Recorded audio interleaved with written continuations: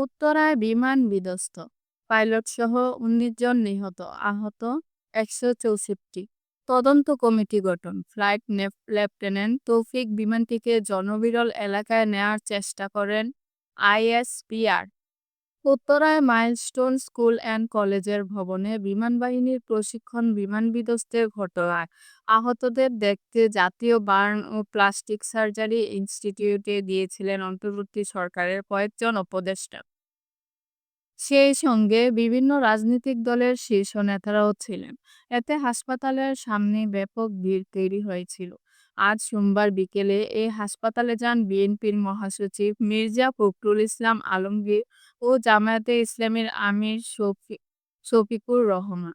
এর আগে অন্তর্বর্তী সরকারের আইন উপদেষ্টা আসিফ নজরুল, বিদ্যুৎ জ্বালানি ও খনিজ সম্পদের মন্ত্রণালয় বিষয়ক উপদেষ্টা মোহাম্মদ ফাউজুল করিম খান, পরিবেশ বন ও জলবায়ু পরিবর্তন বিষয়ক উপদেষ্টা সৈয়দা রিজওয়ানা হাসান ঘটনাস্থলে যান। বিমানবাহিনীর এফটি-৭ বিজিআই বিমান জুটি উড্ডয়নের পর যান্ত্রিক ত্রুটির সম্মুখীন হন।